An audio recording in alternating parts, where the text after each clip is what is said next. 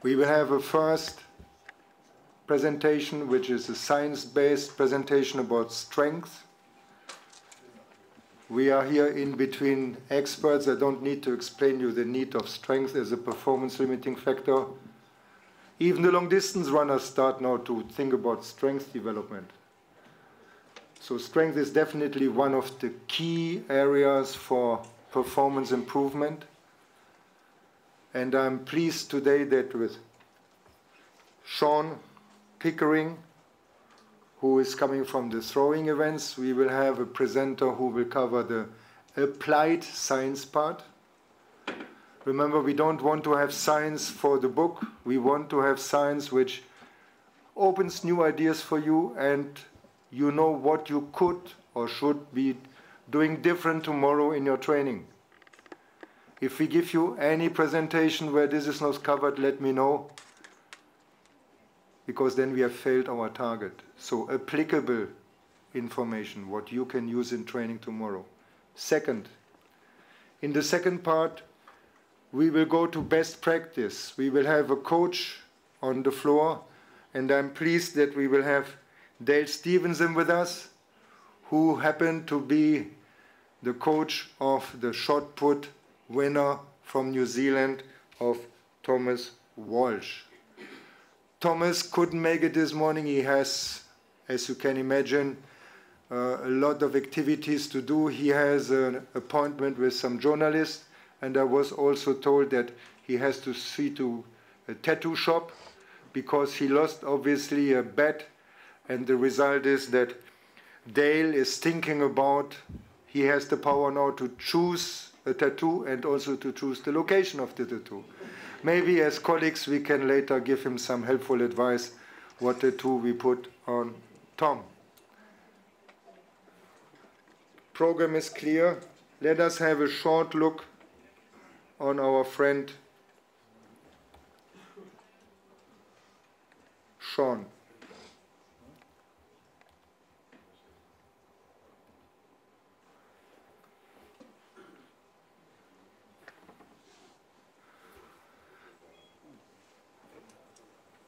I learned that Sean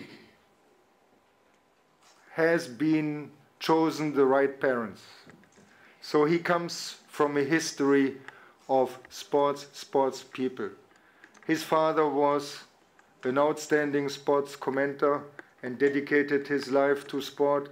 So we are not surprised to have with Sean, father like son, also somebody who is also working in sports successfully and is also working in media and continuing the line of the family. He definitely has a background in throws. And Sean, please join us. When you see him, you will not take him for a distance runner. So be sure the man comes from throws. He knows what he's talking about. And I was told his special area is discus. You have seen yesterday that one of the cream on our cake for you is to provide you with some biomechanics. So yesterday we had the biomechanics of Mo Farah and our Ugandan friend. Today we will have some biomechanics, they're still working on it, about discus throw. So please give a welcome, strong clap to Sean to motivate him. Thank you. Just going to change over the cables here so I can get my presentation working. That's all right.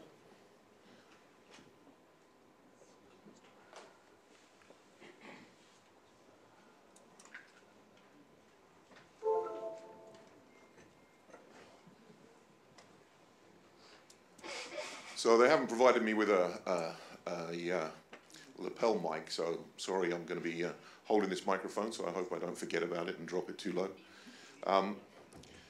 The topic today is, is it working? Yeah. So topic today is science-based strength. And so it's a bit of a daunting topic, but I'm here really for the coaches, and I'm coming from a coaching background. So it's about the application of strength for me. So that's the most important thing, of course. Now this isn't working.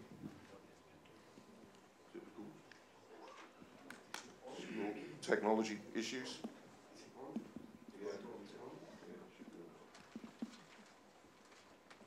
Okay, let's try it. See how it lasts. Getting underway.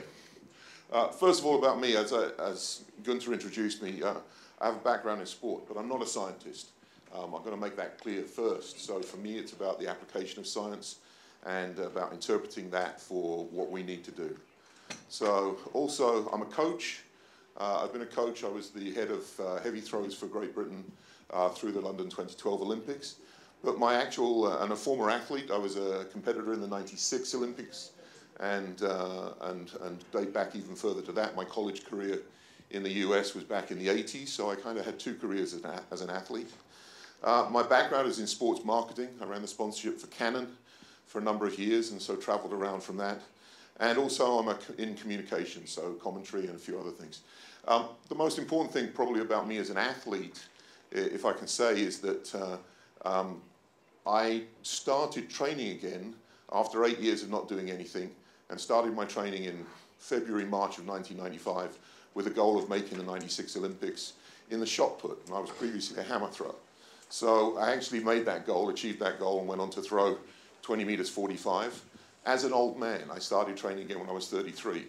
And I think the important thing about that was I approached it as a project management type activity, and I consulted with a lot of people to try and make sure that I was being as effective and as efficient as possible, and that's where my interest in science and science-based training came into it. So as we're talking about here, we have a shared vision. This is about athlete-centered, and it's coach science-based and coach-driven. It's important that the coaches are the ones that know how to use the science in the appropriate way to make the effective decisions for what the athlete does.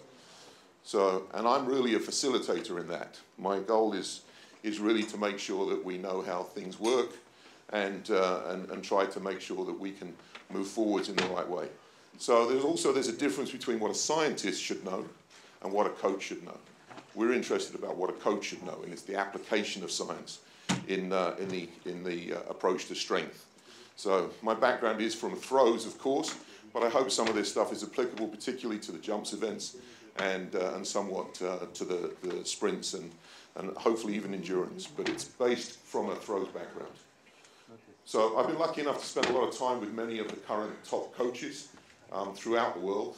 One of my interests is to go and visit with coaches, and I interview them. I have a website that does interviews with athletes and coaches, particularly in the throws, throwstalk.com, and also to find out a lot about things from the coaches and the athletes and the technology that's around. So now we have a lot less influence than we used to have in the past. We had a lot of thinking in the 80s and 90s was very much driven by the Soviet system or the East German system, a lot of information that was coming out of there, but we couldn't be sure about that information.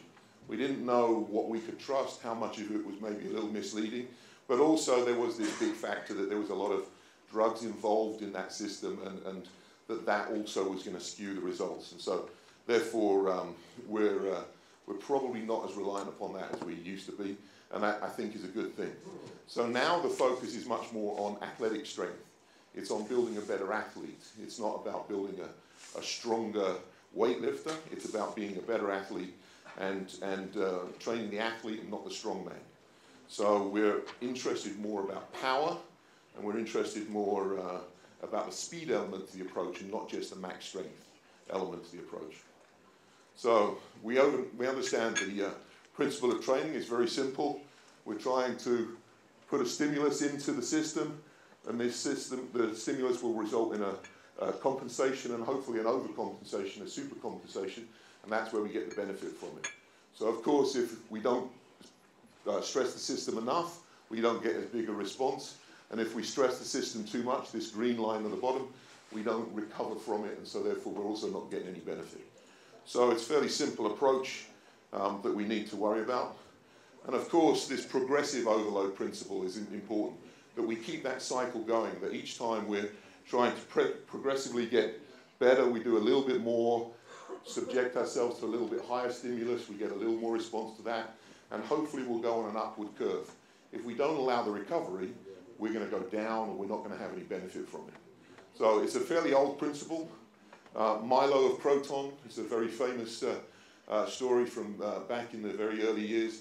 Was a wrestler that carried around a young calf, and as the calf got bigger, he carried it every day and walked around with it on his shoulders, and of course he got stronger day by day by day. So it's not a new principle, but we have to ask ourselves, what about the specificity of that training? Because it made him very good at carrying a calf or a bull in the end, but did it make him a better wrestler? Because that was what he was trying to do. So we always have to worry about this specificity of training. This is important for us. When we look at exercises, when we look at background of what we're trying to do, it has to have a relevance to our results.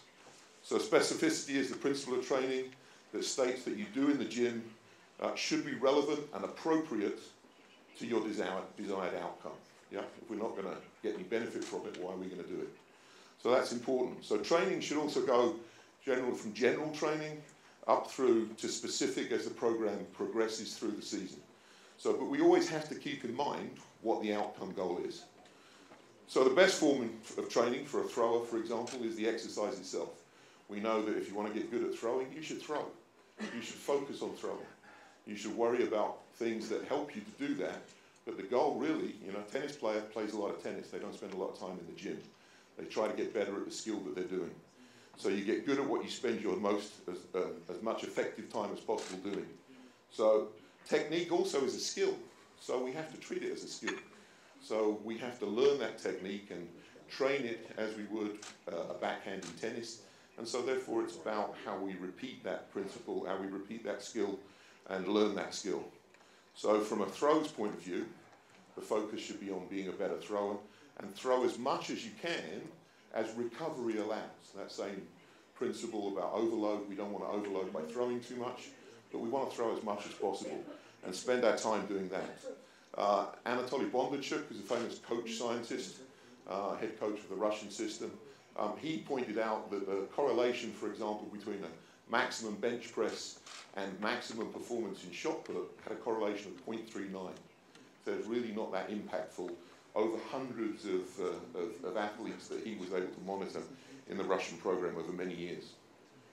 So in terms of specificity of training, the goal must be to improve relevance, in my case, to the throw or to the jump, whatever it is. You have to look at the way that you're exercising, look at the way you're training to make sure that it's relevant. So how to perform the exercise is also important. We should look at that, the methods of it. So you choose your exercises wisely when planning your program, because that's your role as a coach, is to make sure that the athlete is as effective as possible over the range of the season. So if it doesn't benefit, then why would we do it? Why would we want to do that? Yeah, if it's not done properly, also, you've got to question the relevance of that exercise. Maybe there's a better way of doing it, and we should look into that. So if there's an effective amount of time to be spent in the gym also, that's important. If we spend too long in the gym, are we getting into that overtraining problem? It's very easy to throw someone into the gym and let them get on with things, but there's also an optimum amount of time, because the longer you spend, the tougher it is, the harder to recover, the cortisol goes up. If you stay and have an effective training program, maybe you should only be spending 45 to 60 minutes in the gym, because that's what will get you the testosterone response, and it will stop you from going into the cortisol response, which is going to hinder your progress. So more time is not always better. Train as much as necessary and not as much as possible. That's a very important thing in everything that we do.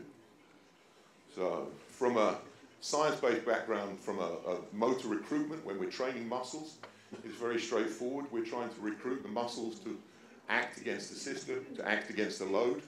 So we know that it starts first with the smaller diameter muscles. They are the first ones to be recruited. They tend to be the slow twitch fibers. And as the load increases and the intensity increases in what we're trying to work with, we recruit more and more muscle fibers.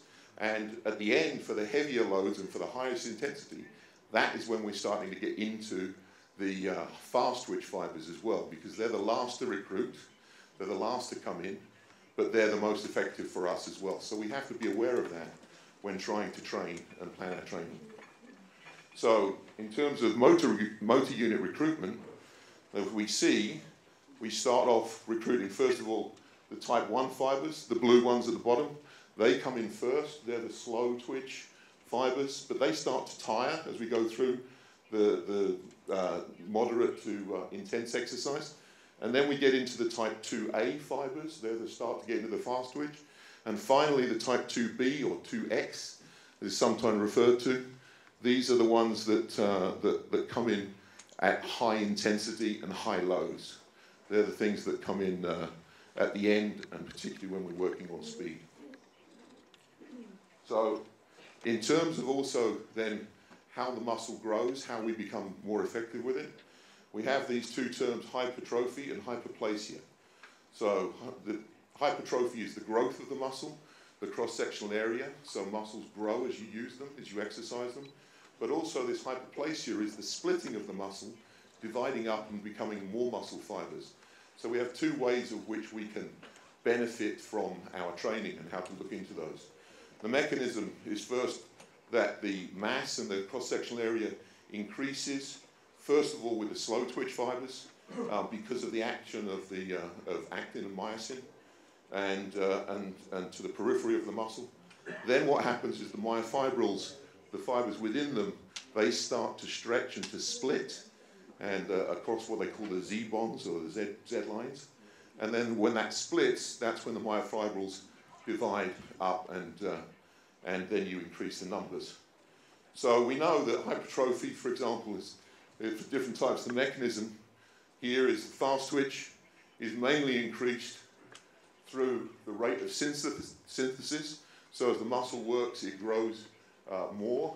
So these fast twitch muscles, the potential for hypertrophy, for growth, is high. The stimulation is under forceful, heavy, or high intensity activities. So that's what we're looking for if we're trying to improve these fast twitch fibers.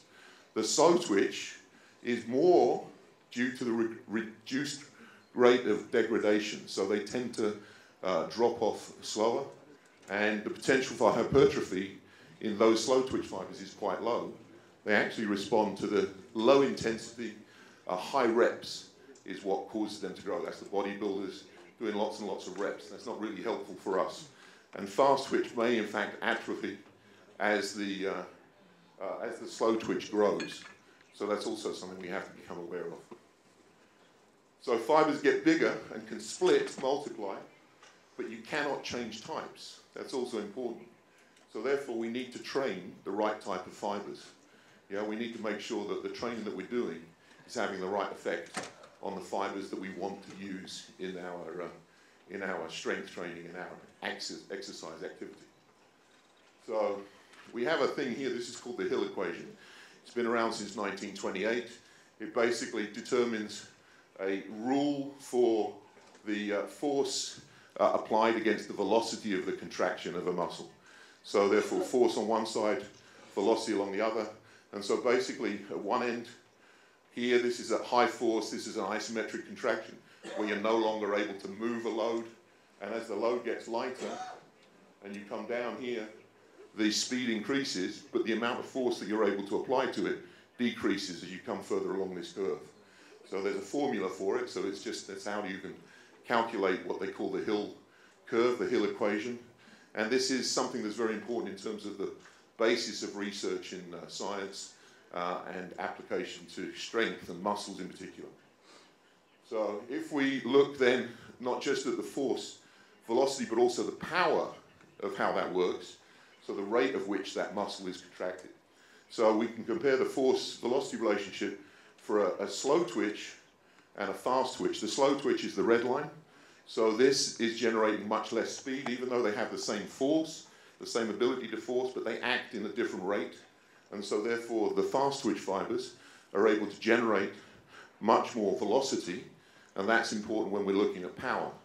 Because if we have this, the cross-sectional area of each of those fibers is pretty similar, fast twitch and slow twitch, but in fact the same value therefore of the force, F0 in the Hill equation we talk about, but the fast twitch fiber has the greater maximum speed of contraction and therefore causes a higher value.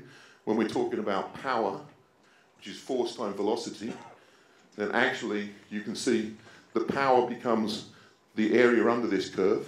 The slow twitch has a very small amount of power relative to the fast twitch when we're talking about these muscle fibers. So power, of course, is the important thing for us when we're looking for activities. The need for speed should always be taken into consideration.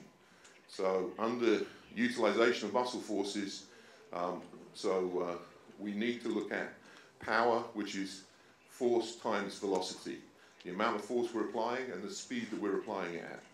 So that's also the rate of work, so work divided by time, or force times distance. If you're applying a force over a long distance, in a short time, you get a high power.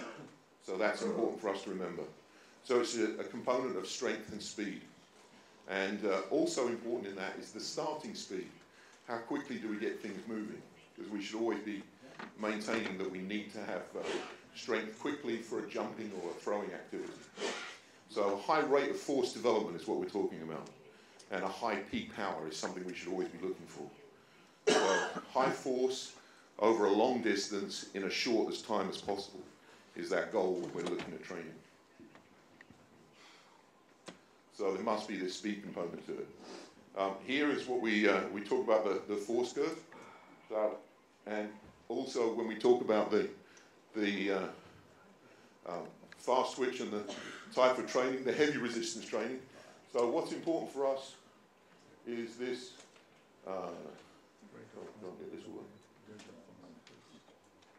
this force at 200 milliseconds. Most activity, if we're trying to be fast, a throw or a jump happens very quickly, usually within 200 milliseconds. To develop full strength, full force, maximum force, it takes 500 milliseconds, this end of the curve. So we have a heavy resistance training. While it can apply a high force level, it happens quite slowly. It takes 500 milliseconds. And we have to be much more concerned about this, the rate that we get to a high level of force quickly in this 200 milliseconds. So the light resistance, the power training, has a bigger impact on this rate of force development. So my friend Andreas Torkelson is in the audience here somewhere, and this was my best explanation for why a high rate of force is important. His favorite exercise is the bench press. And I said to him, you're a javelin thrower, why do you bench press? Why do you need such a big bench press? He bench pressed 200 kilos. So, you know, a 90 kilo body weight. So quite an impressive feat. And from my point of view, you know, that's as strong as most of the international shot putters, who maybe weigh sometimes 50, 60 kilos more than him. But he said to me, you don't understand. To throw an 800-gram javelin, you can't throw it with muscle contraction. It's too light, it happens too quickly. You have to therefore throw with stretch reflex, the stretch shortening cycle. So I use the bench press to stabilize my shoulders, to make sure I feel strong, so that the fibers of my tendons and the reactivity of the tendons can allow me to throw very quickly and to get that speed that I need. So, of course, he also does a lot of plyometrics. He's very good at plyometrics. For some of us throwers that are a little heavier, it's a little more dangerous. So at 90 kilos, he's pretty good.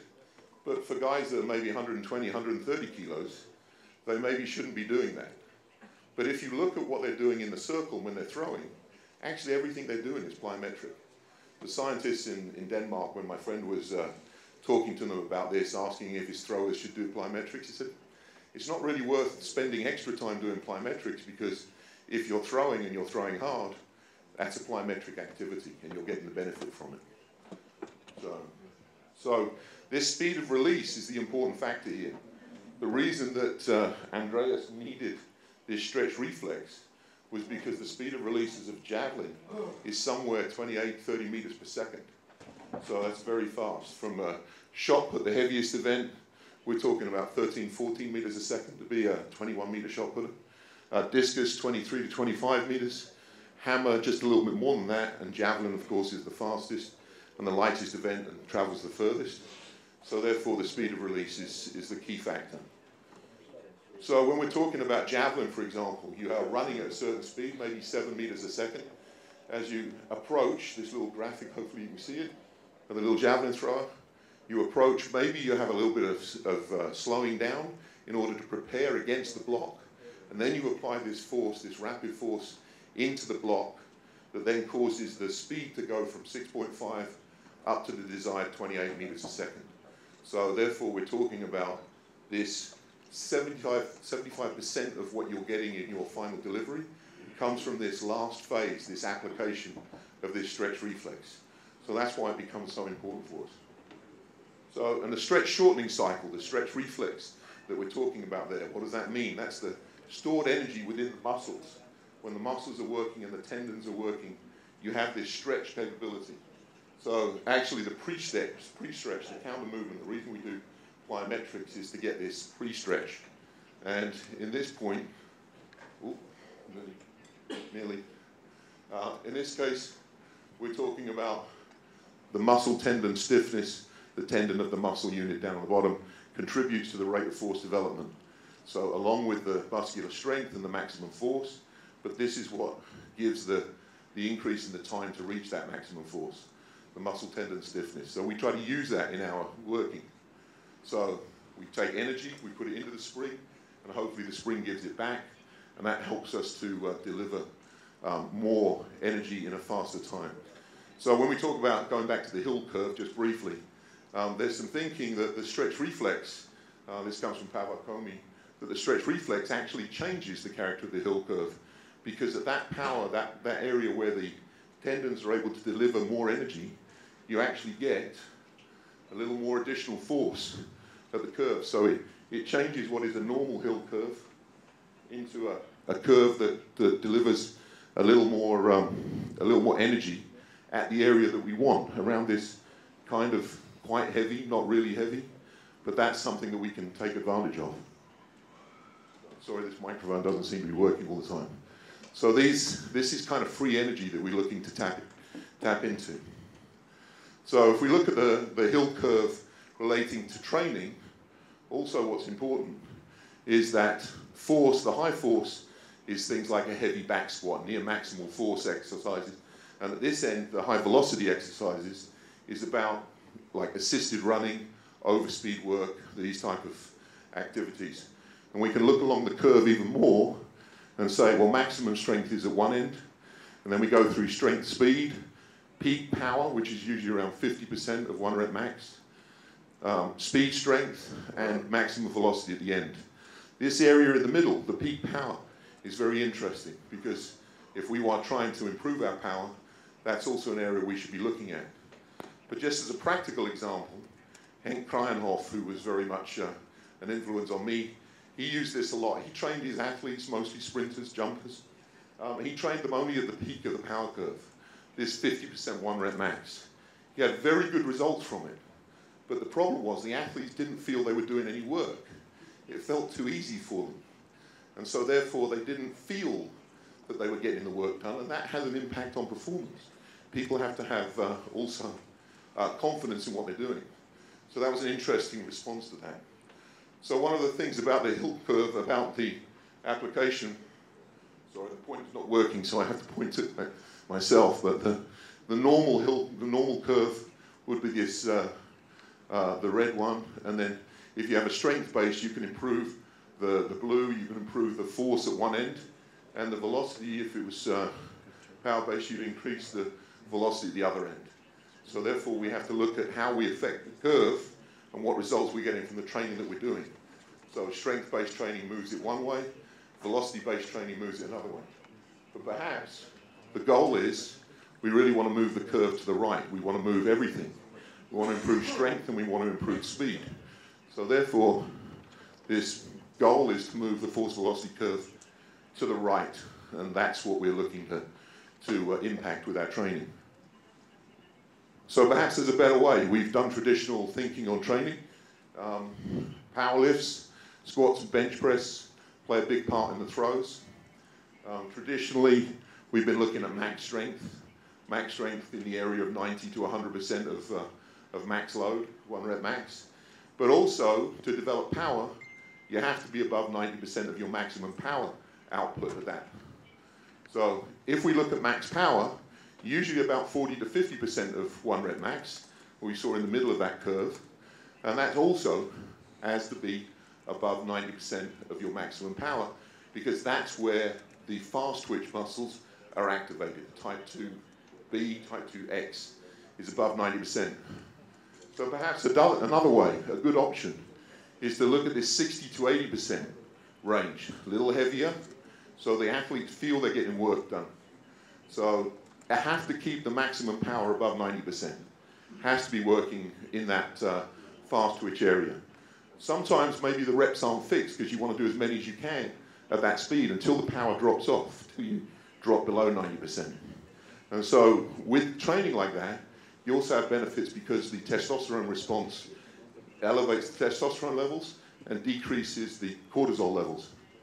So this is an example from Werner Gunthor. He was one of the first people to use this type of methodology, partly because he was working with a machine, a biorobot, and or the muscle lab, which enabled him to actually calculate and quantify his power in his lifts.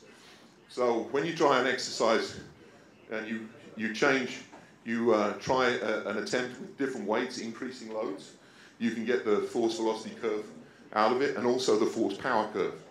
And so here, where the load curve and the force velocity curve cross, that's the weight in which you're no longer able to overcome the load and gravity. So that's an estimated 1 rep max. His estimated 1 rep max was 260 kilos at that point. But the peak of the power curve, the highest power output, came at something like 1600 watts, but was at a load of around 140 kilos. So, but if we keep that in mind of working within that 10% or above 90% of maximum power output, it actually gives us quite a wide range. If we're talking about 1400 watts being about 90% of that maximum power output, we're looking at loads from 75 kilos all the way up to 200 kilos. So we have a large base with which we can work in. But we're not going super heavy because perhaps there's a risk in going really, really heavy. But you can work in the 70% range and move it fast and also increase the strength side of things.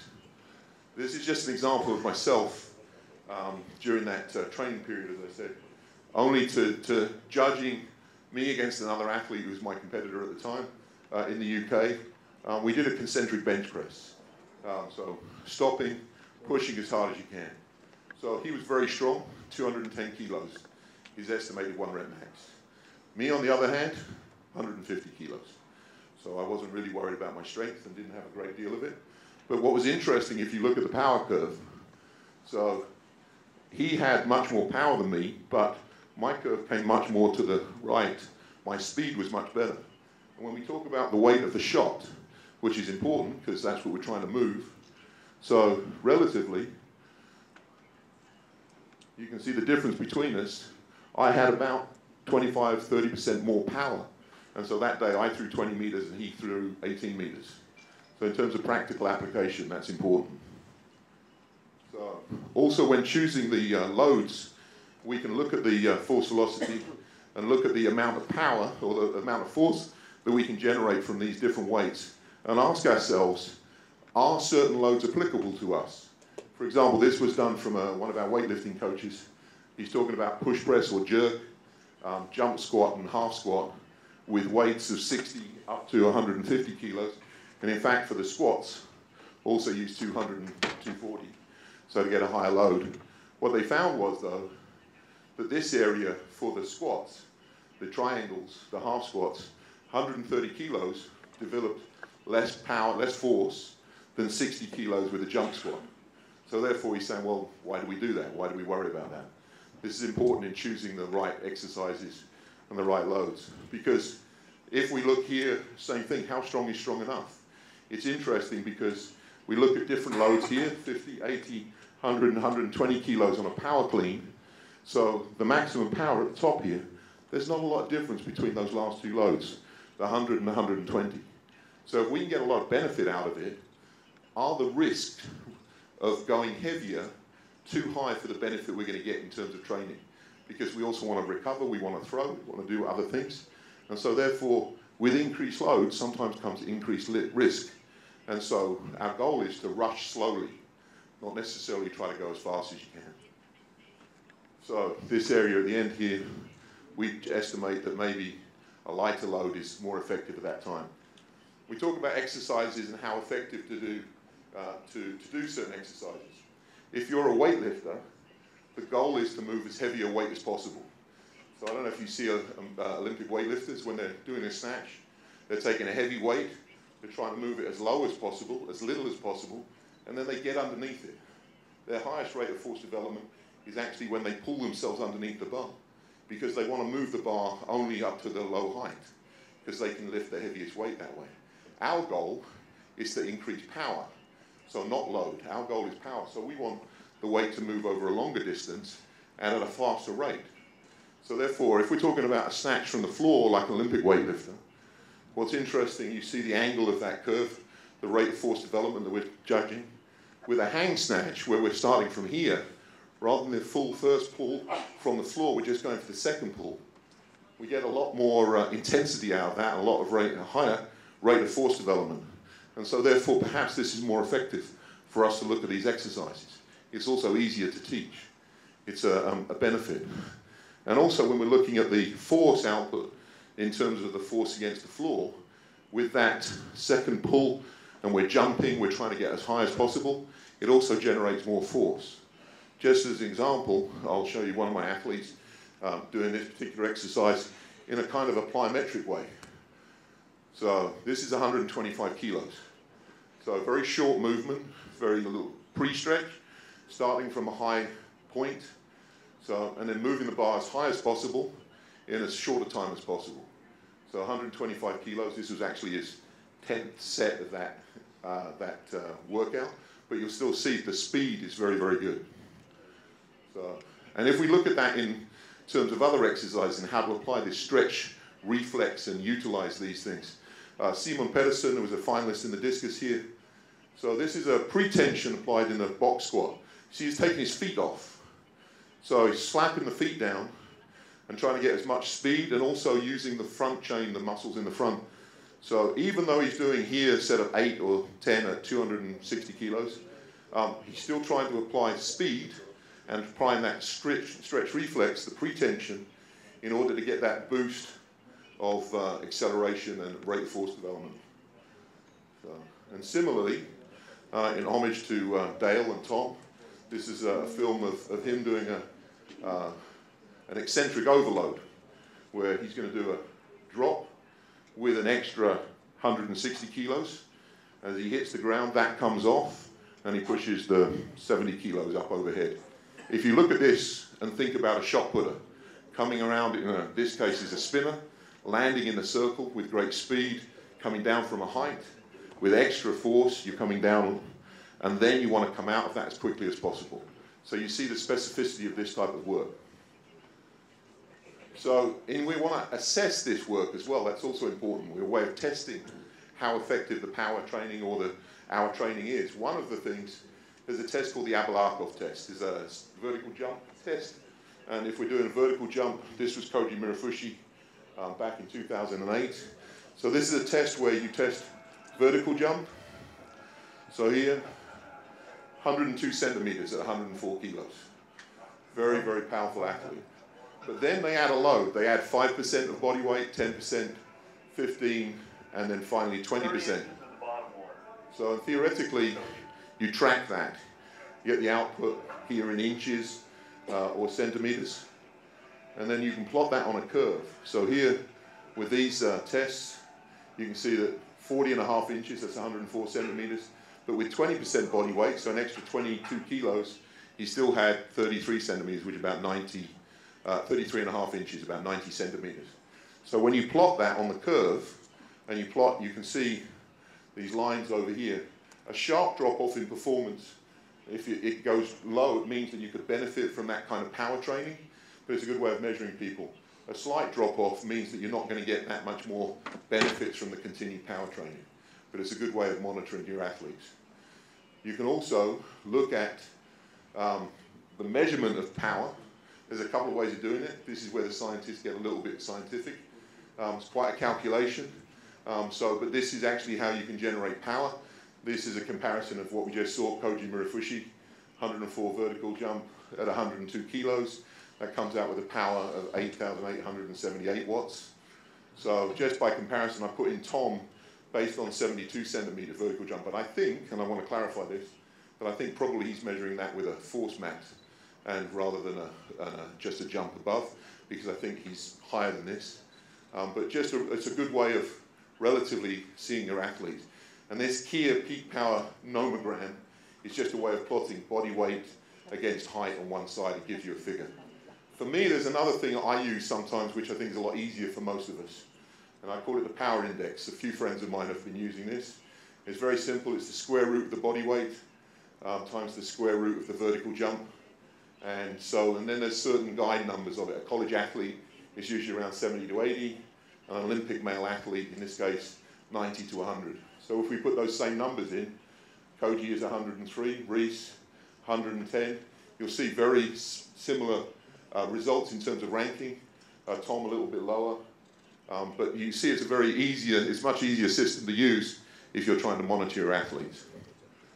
So just to finalize, I want to show you what some of the top athletes are doing, how they're applying these kind of principles, and particularly the ones that I see as being effective at this time. So here's Tom.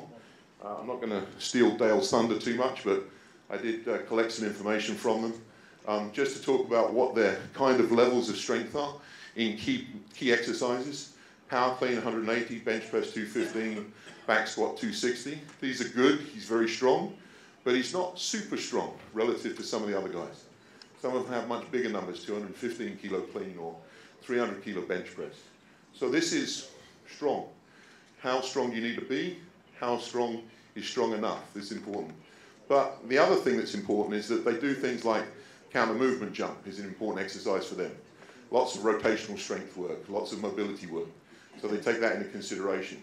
Also, in terms of their planning, this is just a general outline of their week, is that you can see there's actually a lot of throwing in there.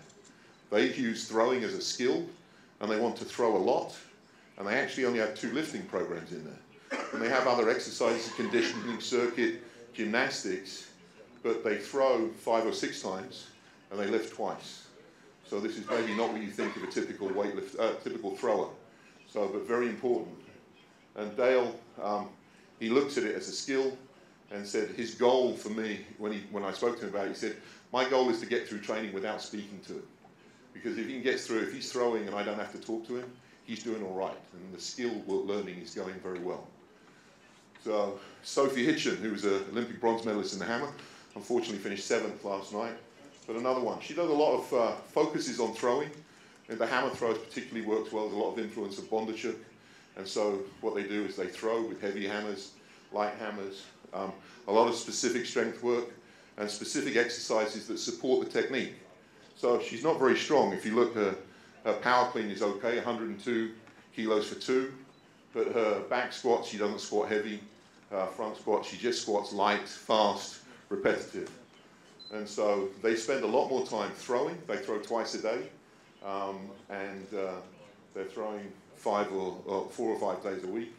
And always lead that with technical exercises that build up certain strengths. And then in the afternoon, they'll do the technical exercises, throw, and then they lift. So light weights, but also not very much.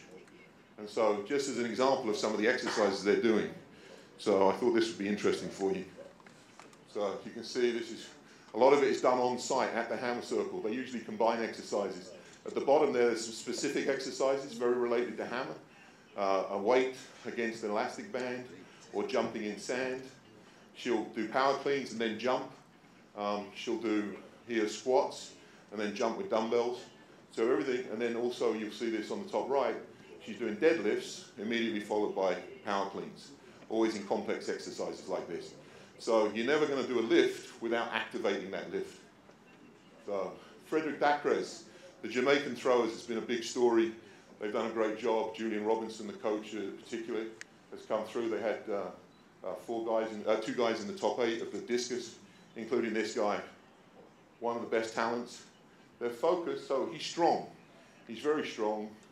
Not super strong, 200 kilo bench press. That's about what most of the top guys are doing. This just happened last week, in fact. These are some numbers very recent. He does half squats, quarter squats, more quarterback squat with a heavy weight, but short movement, keeping the speed up. Lots of sprints work, lots of athletic work. And they train every evening because he's a student, and also because of the weather there. They basically get together every evening, and they train, and they lift, and they throw, and sprint, or lift and throw, pretty much every day, with just Sunday off. So, and Julian says, I try to build an athlete who is fast, explosive, strong, and flexible. So when they're doing the exercises also, there's sprint work involved. So some heavy loads, moving it fast. So this is a 200 kilo bench press on the top right here, just that you got last week. So this is the group working. Usually in Jamaica they don't have great weights equipment. So they're just working in a gym with iron bars. Don't twist very well, but fun. And then just to finalize, this is Simon Pedersen, who was a discus thrower, made the final here. And 4 years ago, he was a decathlete. He threw 50.89 with a 1.75 discus as a junior. And you can see the progression he's made. So he threw 64.88 and he finished in the final, made the final here at the World Championships after 4 years of training as a discus thrower. And he's very athletic. He's a 198, but only 106 kilos. That's not very big. He's a pretty skinny guy. And you can see that his standing long jump is very good, but his strength marks are probably less than a lot of jumpers. Yeah, 140 kilo clean, 110 kilo snatch, bench press 152.5. That's so 350 pounds. Jerk behind neck. So there's nothing special there. But what they do is throw a lot. And he got very good at throwing, and he's used that athleticism into the throwing. So, thank you. That's enough. Any questions?